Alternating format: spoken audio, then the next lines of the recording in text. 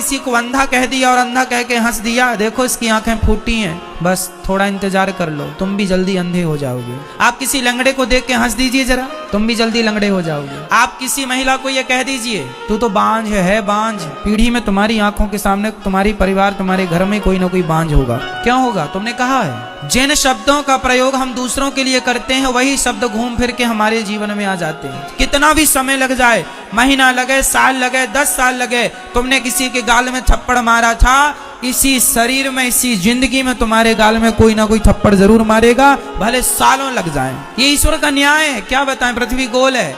आप कुएं में झांक करके कहिए राम, तो अंदर से आवाज क्या आएगी? और गाली दे दो, आपने कह दिया तेरा नाश हो जाए, तो अंदर से भी आवाज तुरंत आएगी। ये तुम सोचते रहते हो ना किसी के बारे में बुरा बुरा, ना सोचा करो, ना बोला करो, बहुत मायने रखती हैं ये बातें। आप में से 95-95% लोग केवल इसलिए दुखी हैं क्योंकि आप औरों को दुख देते हैं। जब औरों को दुखी किया है तो वही उनका दुख घूम फिर के आपके पास किसी न किसी के द्वारा आ जाता है। अरे भैया, पेड़ बोए बबूल का, आम कहां से आए? जो बोया है वही तो काटेगा। तुमने किसी को बांझ कहा, तैयार रहना, तुम्हारे वंश में कोई ना कोई बांझ होगा। तुमने कहा है ना, मजे उड़ाए ना, ठीक है, ईश्वर सुन रहे हैं। जब खुद पे पड़ेगी तो ना रोने लग जाना। दूसरों को कहने में बड़ा मजा आता, दूसरों की हंसी उड़ाने बड़ा सुख मिलता है, दूसरों का अपमान करने में बड़ा अच्छा लगता है, और खुद पे गुजरती है, रोते हो, काहे रो रहे हो? कहने में तो बड़ा मजा आया रहा। इसलिए किसी का अपमान ना किया करो। किसी स्त्री को आप कह देंगे कि तू बांझ है, सोचो उसको कितना बुरा लगेगा। अरे नहीं हो रहे हैं उसको बच्चे, इसमें उसकी क्या गलती है? ईश्वर का विधान है नहीं देना ईश्वर को। तुम काहे कह कह के पापी बन रहे हो? किसी का दुख देखकर दुखी होना तो इंसानियत है, पर किसी के दुख में हंसना सबसे बड़ा पाप है। इसलिए कदापि मनसा वाचा कर्मणा, मन से वाणी से कभी पाप ना करो। मन से भी हम ना सोचें कि तुम्हारा बुरा हो जाए, वाणी से भी ना बोलें कि तुम्हारा बुरा। हे भगवान, मैं भले गरीबी में रहूं पर मैं सबके लिए यही दुआएं करता रहूं कि हे विधाता, सब सुखी रहें, सब निरोगी रहें। मैं दुआएं, देखो मैं चलो कुछ नहीं कर सकता, मैं दान 1 रुपए का नहीं कर सकता, मैं भक्ति नहीं कर सकता, मैं कुछ नहीं कर सकता, अरे तो बैठा बैठा सबके लिए दुआएं तो कर ही सकता हूं। ये भी तो एक पुण्य ही है। सबके बारे में अच्छा सोचने में क्या घटेगा तुम्हारा? जब आप सबके बारे में अच्छा सोचते हैं तो आपके लिए भी अच्छा होता है। जब आप सबको इत्र लगाते हैं तो आप मत लगाइए अपने आप को, लेकिन सबको इत्र लगाते लगाते अपने आप आपके हाथों में खुशबू समा जाती है। उसी प्रकार सबके जीवन में खुशियां बांटते बांटते, खुशियां देते देते, जो सबको खुशियां देता है उसको खुशियां देते देते उसकी झोली में खुद खुशियां भर जाती हैं। 3 बाण से पूरा महाभारत समाप्त करने का संकल्प ले रखा था। कौन? बर्बरीक जी ने। 3 बाण से सारा युद्ध समाप्त। भगवान ने कहा, अच्छा यदि इस पीपल के पत्ते पर तुमने 1 बाण से छेद कर दिया तो मैं मान लूंगा कि तुम 3 बाण से पूरा महाभारत जीत लोगे या समाप्त कर दोगे। पांव के नीचे पत्ता दबा लिया भगवान ने और बाण चलाया श्री बर्बरीक जी ने। 1 बाण से सारे पत्तों में छेद हो गए। आश्चर्य मानेंगे आप लोग, हरियाणा में आज भी कुरुक्षेत्र के पास वह गांव आज भी है और वह पीपल का पेड़ आज भी है, जिसके आज भी उस पीपल के हर पत्ते पर आज भी छेद हैं। मतलब जब नया पीपल का नया पत्ता निकलता है उसमें आज भी छेद है। ये बात कितनी पुरानी है? 5000 साल पुरानी। भगवान ने तुरंत सिर काट दिया बर्बरीक जी कि भगवान ने कहा था कि तुम किसके पक्ष से युद्ध करोगे?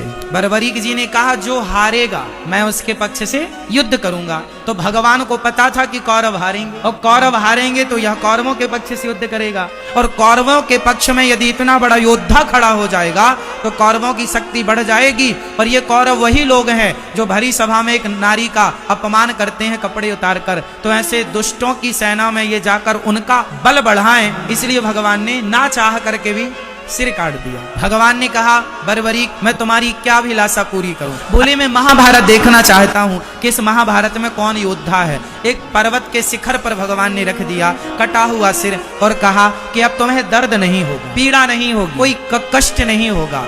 18 दिन तक खूब युद्ध हुआ। युद्ध पूरा हुआ, पांडव जीत गए। कुछ दिन के बाद भगवान बर्बरीक जी से मिलने गए पांडवों को लेकर। भगवान ने बर्बरीक जी से कहा, भैया बताओ कि महाभारत में तुमने सबसे बड़ा योद्धा किसे माना है? पर बर्बरीक जी ने मुस्कुराते हुए कहा, प्रभु इस महाभारत में मुझे आपके सुदर्शन चक्र के अतिरिक्त कुछ दिखाई ही नहीं पड़ा।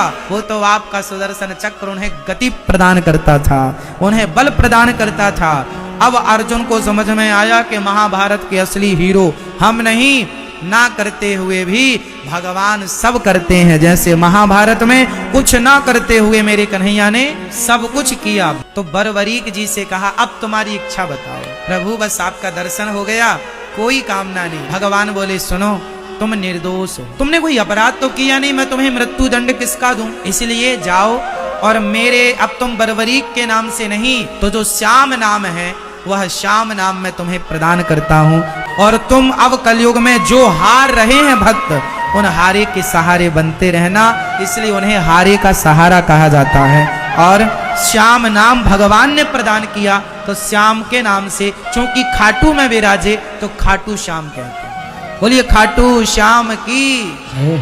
अब जीवन मरण यश अपयश विधि, हाँ सब ईश्वर के हाथ में, तुम्हारे हमारे हाथ में कुछ नहीं है। हमारे और तुम्हारे हाथ में केवल राम नाम जपो, बस ये तुम्हारे हाथ में है। भगवान से प्रेम करो, तुम्हारे, बाकी तुम्हारी बेटी होगी कि बेटा तुम्हारे हाथ में नहीं है। तुम्हारा विवाह किससे होगा तुम्हारे हाथ में नहीं है। आपके हाथ में क्या है? कुछ भी नहीं। लेकिन आप परेशान इतना होती हो कि तुम ही ब्रह्मा हो, तुम ही सृष्टि चला रही हो, ऐसा तुम रोती हो छाती फाड़ फाड़, हे भगवान मैं बर्बाद हो गया, बर्बाद हो गई। काहे का बर्बाद? तुम्हारे बाप का था क्या? ये शरीर भी तो तुम्हारा नहीं है साहब, अज्ञानवश तुम रोते चिल्लाते हो। जो है भगवान का तेरे, तू भगवान मुझे झोपड़ी में रख तो मैं झोपड़ी में रहूं, 56 भोग दे तो 56 भोग खाऊं, चना चबाने को दे तो चना चबा लूं। जैसे भगवान की इच्छा, हमने तो अपनी इच्छा समाप्त कर दी, अब तो भगवान की इच्छा से रहते हैं। जहां वो ले जाते वहां चले जाते, जहां रखते वहां रह लेते, जो खिलाते वो खा देते, अपनी कोई इच्छा नहीं। और आप लोगों की इच्छाएं बहुत है, तुम्हारी चल नहीं रही है जरा सी, पर इच्छाएं बराबर है। अच्छा ये बताओ, तुम्हारा चाहा होता है कि भगवान का चाहा? आपका चाहा क्या होता है? आप तो चाहते हैं कि हम प्रधानमंत्री बन जाएं, तो बन जाओगे। ये मैया चाहती हैं हम भी राष्ट्रपति बन जाएं, बन जाओगी। हुई है सोई जो राम रचि राखा। तुम्हारा हमारा चाह कुछ नहीं होता, इसलिए कहते हैं चाह ही मिटा दो। चाह जी से लगी जी जरा हो गया, चाह हरि से लगी जी हरा हो गया। चाह इनकी हमें हरदम चाहिए, और अगर ये चाहे हमें तो फिर क्या चाहिए। इसलिए चाह भगवान में लगे, भगवान की चाह हो। मीरा को किसकी चाह थी? जोर से। शबरी को किसकी चाह थी? जोर से। और आपको किसकी चाह है? हमारे बेटा हो जाए महाराज, बेटा बेटा। तुम्हें बेटे की चाह है, तुम्हें बेटी की चाह है, तुम्हें पैसे की चाह है। हे भगवान हमें ये मिल जाए, ये वाला खेत हमें मिल जाए, ये प्लॉट में, ये चाह बेटा बेटी की, जमीन जायदाद की, घर द्वार की चाह, चाह इसकी चाह। अरे ये धन दौलत तो भाग्य का है भैया, भाग्य में होगा तो भाग कर आएगा, और भाग्य में नहीं होगा तो आया हुआ भी भाग जाएगा। विभीषण के भाग्य में लंका थी तो लात मार के निकाल दिया रावण ने, फिर भी मिल गई। बाली के भाग्य में किष्किंधा नहीं थी तो चली गई, और सुग्रीव के भाग्य में थी तो लात मार के निकाला था सुग्रीव को बाली ने, मिल गई। भाग्य में होगा तो जमाना लात भी तुम्हें मार के निकालेगा, पर तुम्हारे भाग्य में है तो तुम्हें मिल कर के रहेगी।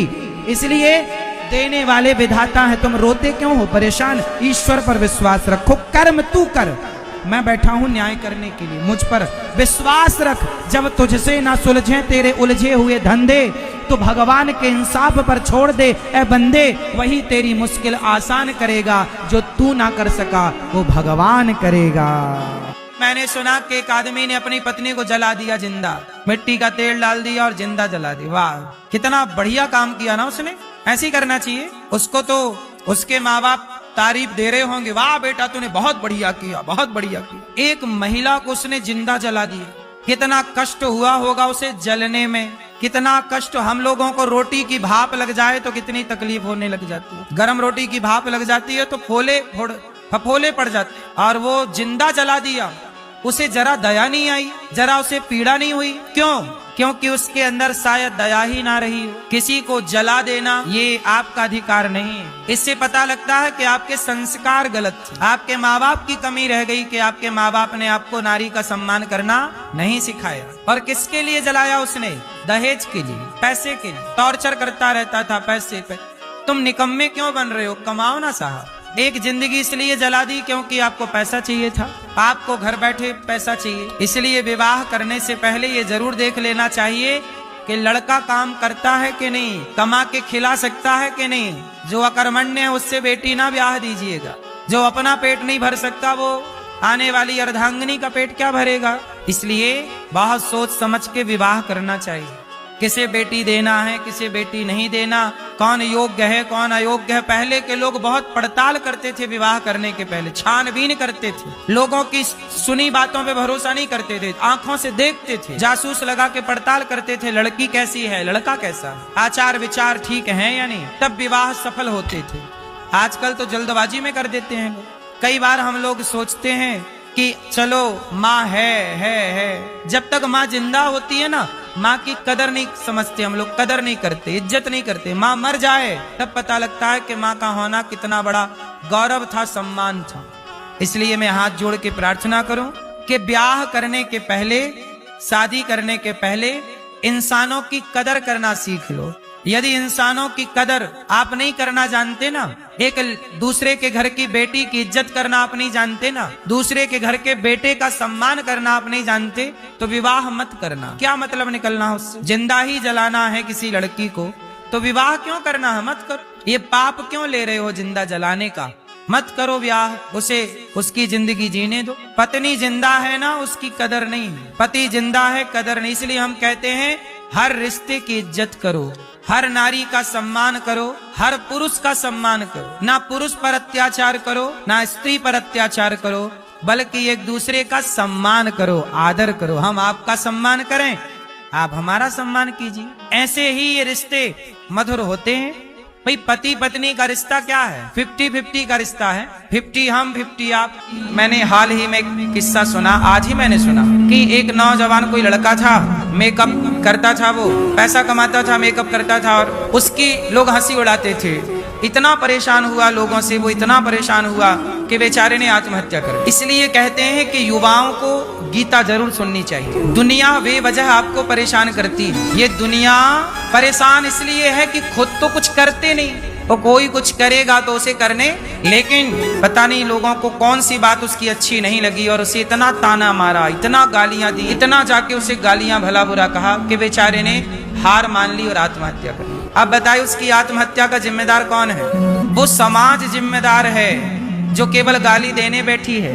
आप साथ मांगिए किसी से, भाई साहब जरा हम संकट में साथ दीजिए। साथ देने वाले लोग कम होंगे, गाली देने वाले लोग ज्यादा होंगे। अब जैसे लोग मुझे भी तो परेशान करते हैं, मेरा पुतला जला रहे हैं, मेरे मुंह पे कालिक पोतने की बात कर रहे हैं, मुझे फांसी देने की बात कर रहे हैं, तो लोग परेशान तो मुझे भी करते हैं। लेकिन मैंने गीता पढ़ी और सुनी, इसलिए मैंने आत्महत्या नहीं की, वरना मेरी जगह भी कोई होता तो वो आत्महत्या ही करता।